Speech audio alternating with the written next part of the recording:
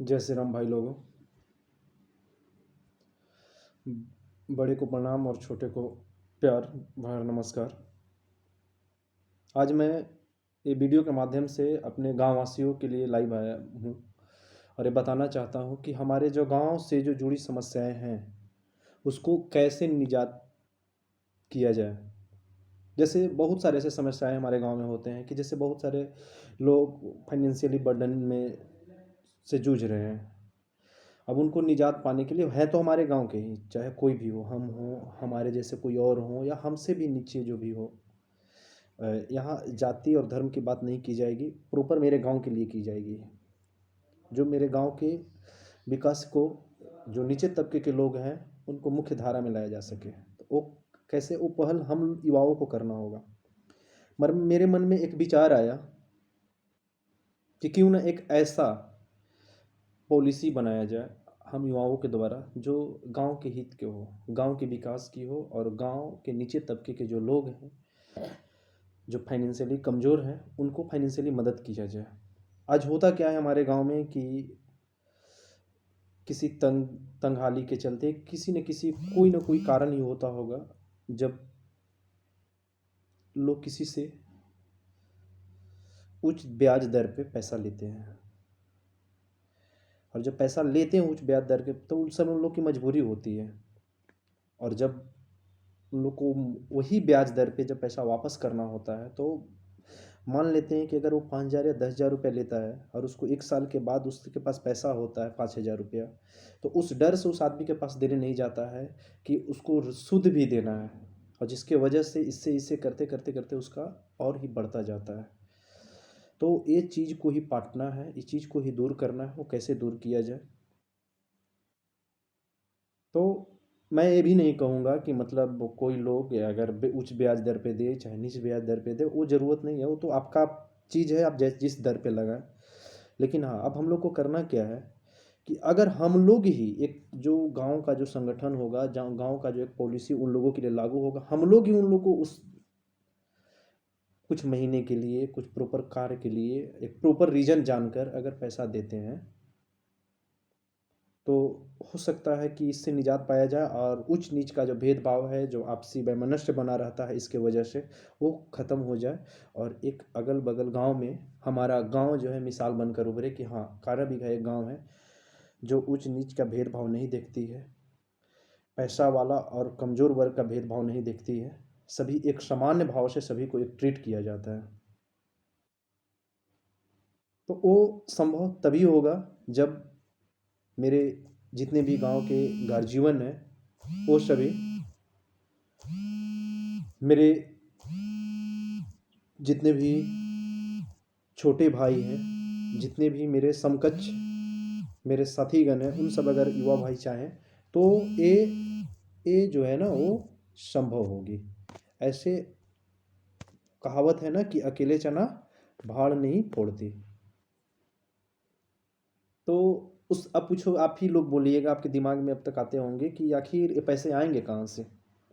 तो मैं एक उपाय बताता हूँ, पैसे कहाँ से आएंगे। अगर मुझे 5,000 की ज़रूरत पड़ी, या बाय द वे किसी को भी गांव में ज़रूरत पड़ी 5,000 रुपये के, अगर वो मेरे पास व्यक्तिगत रूप से चाहे किसी और के पास व्यक्तिगत अगर जाकर बोले कि मुझे 5,000 रुपया चाहिए और मैं ब्याज व्याज नहीं दूंगा, कोई देने के लिए तैयार नहीं होगा, क्योंकि एक 5,000 रुपये मोटी रकम होती है। जो उसे देगा वो अपने काम में लगाएगा, चाहे कहीं बेनिफिट कमाएगा उससे, तो वो शायद उसके लिए टफ होगा देना। और शायद जो आदमी मजबूरी में तंगहाली में जब पैसे मांगने के लिए गया है, अगर उसे नहीं मिलता है तो बेचारा वो मजबूर हो जाता है अपने घर के किसी भी परिवार के गहना गिरवी रखने के लिए, ज़मीन गिरवी रखने के लिए। तो वो हमारे गांव का ही तौहीनी होती है जब कहीं ऐसा काम किया जाता है। तो कोई पैसा के वजह से अपनी बीवी का, अपने बच्चे का कुछ भी ऐसे संपत्ति मूलक चीज़ नहीं बेच दे ताकि बाद में फिर उस खरीद न सके। तो मेरे दिमाग में एक बात चल रही थी, वो बात ये है कि हमारे गांव में लगभग 50 से 100 युवा लोग हैं, 100 लोग हैं कम से कम, जिसमें से 20 तो जॉब वाले हैं जिनकी सैलरी, मिनिमम सैलरी 50,000 रुपये है। जिनकी जो जॉब वाले हैं उनकी सैलरी में, जो गवर्नमेंट जॉब की मैंने बात कर रहा हूँ, सबकी मे बी 40 से प्लस ही है, ओवर है। तो मैं उन सभी जॉब वाले जितने भी मेरे भाई लोग हैं, बड़े भाई सामान्य हैं सब, उन सब से मैं हाथ जोड़कर विनती करूँगा कि महीने के आप 100 रुपये, महीने का मात्र 100 रुपये, जैसे कि आप 199 का 200-250 का रिचार्ज करा लेते हैं, 100-150 का कुछ न कुछ आपको ऐसे मिसलेनियस खर्च आ जाते हैं जो आप चाह कर, अनविलिंग खर्च जिसको बोल सकते हैं, चाहते नहीं फिर भी हो जाता है। तो क्यों ना उस चीज़ को ही रोक कर इधर 100 रुपये डोनेट किया जाए इस फंड में। तो अगर 20 जो मेरे बड़े भाई सामान्य जितने भी गवर्नमेंट जॉब वाले हैं, कुछ टीचर हैं, फौज में हैं, इंजीनियर हैं, तो अगर वो करते हैं तो 2,000 रुपये महीने के हो जाते हैं। बाकी जो युवा बेरोजगार जो हैं, लेकिन फिर भी हम लोग भी कर सकते हैं, तो हम लोग क्या करेंगे उसके लिए? अगर आप 100 कर रहे हैं तो हम लोग 50 करने में भी पीछे नहीं हटेंगे। अगर हम 50 करते हैं, बाकी 70 लोग, तो ये हो जाएंगे 3,500। मान लेते हैं 3,000 ही, तो 3,000 और 2,000 कितने हो गए? 5,000 रुपये। हम लोग 5,000 रुपये इकट्ठे केवल एक महीने में कर रहे हैं, और किसी को पता तक भी नहीं चल रहा कि मैंने पैसा भी कहीं डोनेट किया, क्योंकि 100 रुपये महीने का, 100 रुपये कोई ज़्यादा नहीं होता है, यानी एक दिन का 3 रुपये आपको डोनेट करना है। और युवा भाइयों जो पढ़ भी रहे हैं और जिनकी इनकम न भी है, फिर भी ऐसी स्थिति किसी की बदहाली नहीं होती कि 50 रुपये वो कहीं से एडजस्ट करके डोनेट ना कर सके, क्योंकि एक दिन का जो होगा वो अप्रोक्स 1.6 पैसे, यानी 1.60 पैसे आ जाएंगे आपको एक दिन का। तो जनरली खर्चे हैं आपके उतना। तो इस हिसाब से अगर हम लोग किया जाए तो हम लोग कम से कम 5,000 रुपये हर महीने उस अकाउंट में, जो एक अकाउंट बनेगा उसमें डाला जाएगा। अगर वो सीरियल चलता रहे ऐसे ही सिस्टमेटिकली ढंग से, तो हम लोग साल में 60,000 रुपये खर्च करेंगे। अगर 60,000 रुपये खर्च करते हैं तो कितने हमारे गांव में 60,000 कर्ज लेने वाले लोग हैं? नहीं। कोई 2,000 लेता है, कोई 5,000 लेता है। उसी में से हम कर्ज देंगे एक प्रॉपर कारण जानकर, एक प्रॉपर समय देकर, कि ठीक है, जैसे कि किसी की ज़रूरत पड़ी, मुझे ही ज़रूरत पड़ी कि मुझे 3,000 रुपये की ज़रूरत है। जनरली मुझे तो ज़रूरत नहीं पड़ेगी, वैसे लोगों को चिन्हित किया जाएगा गाँव में जो ऐसे हमेशा बेचारे मजबूरी में दवा नहीं करा पाते हैं, जो कुछ ऐसा कर पाते हैं, तो उनको दिया जाएगा फाइनेंशियली हेल्प। तो 2,000-3,000 दिया जाएगा और उनको प्रॉपर समय दिया जाएगा कि इस समय में आपको दे देना है, कोई ब्याज दर नहीं। किसी की तबीयत खराब हो गई, किसी की कुछ हो गई, किसी को 5,000 की ज़रूरत है, तो अगर 60,000 रुपये अगर साल में आते हैं, तो ऐसा नहीं है कि हमारे गांव में लोग 60,000 रुपये कर्ज लेने वाले हैं साल में, नहीं, नहीं लेंगे। और जब लेंगे तो वापस तो भी करेंगे। हम उन लोगों के ब्याज दर निर्धारित नहीं करेंगे, उन लोग को दिया जाएगा, उन लोग एक समय दिया जाएगा, उस समय में अगर नहीं दिया जाएगा, नहीं देते, मान ली कि 2 महीने का दिया जाए, 6 महीने का समय दिया जाता है, तो फिर उनसे 1 महीने का और समय बढ़ा दिया जाएगा कि चलिए अगले मंथ आप देंगे। और उन लोग को इंस्टॉलमेंट का एक तरीका बताया जाएगा कि आप ठीक है, अब एक साथ ही पैसा नहीं पेमेंट कीजिएगा, तो महीने का 1,000-1,000 रुपये ही कर दीजिए। अगर 5,000 लेते हैं तो 5 महीने में 5,000 रुपये कर दीजिए। बशर्ते तुरंत नहीं कहा जाएगा आपको, 2 महीना उसके बाद पैसे देने के 2 महीना तक आपको समय दिया जाएगा कि 2 महीने तक आप अपना काम उम कर लीजिए। उसके बाद 2 महीने के बाद जब कमाने अब लगे, चाहे कहीं से अर्न करके 1,000-1,000 रुपये 5 महीने में डाल दीजिए, यानी 7 महीने फिर आपका पैसा 5,000 रिकवर हो जाएगा।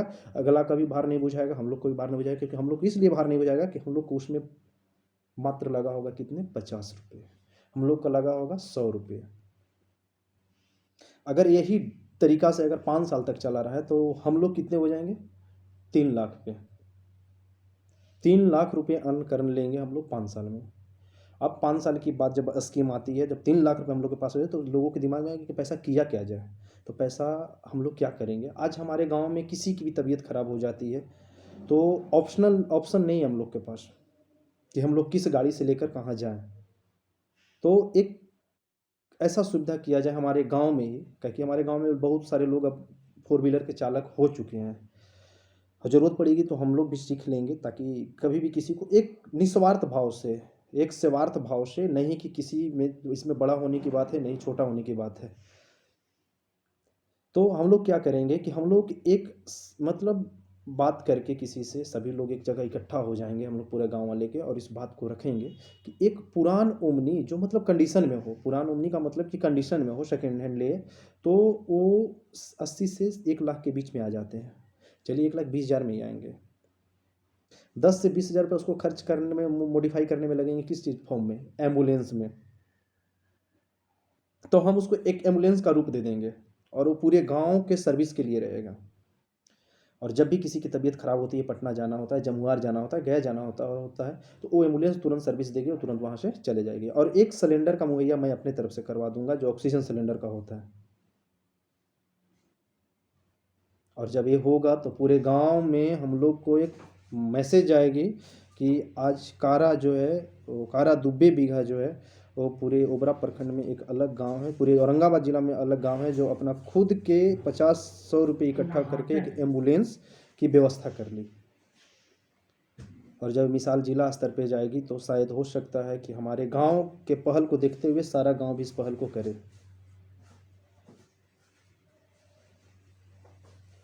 और जितने भी मेरे गार्जियन हैं इस गांव के ग्रुप में, मैं इस वीडियो को डालने जा रहा हूं, वो सब अपना राय देंगे और अपना आशीर्वाद देंगे। और जितने भी युवा भाई हैं वो अपना साथ देंगे।